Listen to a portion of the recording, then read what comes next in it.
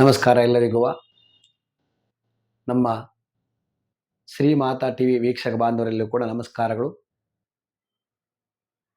ನಾವು ಮನೆಯಲ್ಲಿ ಹಣವನ್ನು ಸಂಪಾದನೆ ಮಾಡಬೇಕಾದ್ರೆ ಅದು ಸಂಪಾದನೆ ಮಾಡಿದ ಉಳಿಬೇಕಾದ್ರೆ ಯಾವ ರೀತಿಯಾಗಿ ಹೋಗಬೇಕು, ಯಾವ ರೀತಿ ಮಾಡಬೇಕು, ಅದು ಮಾಡಿದರೆ ಒಳ್ಳೆಯದಾಗತ್ತೆ ಅಂತ ನೋಡ್ಲಿಕ್ಕೆ ಹೋದರೆ, ಮನೆಯಲ್ಲಿ ನಾವು ಬಂದಿರತಕ್ಕಂಥ ಹಣ ಉಳಿಬೇಕು ಅಂತಂದರೆ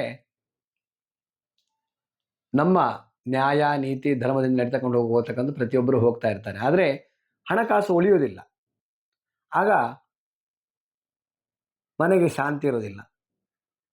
ಯಾಕೆಂದರೆ ಮನೆಗೆ ಹಣ ಇಲ್ಲ ಅಂತಂದರೆ ಯಾವುದೇ ರೀತಿಯಾದಂಥ ಕೆಲಸಗಳು ನಡೆಯೋದಿಲ್ಲ.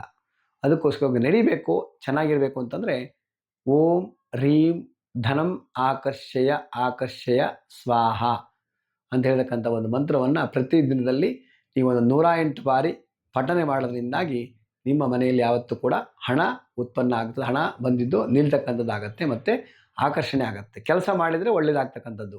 ಕೆಲಸ ಮಾಡಿದ್ರೆ ದುಡ್ಡು ಬರಬೇಕು ಅಂತಲ್ಲ.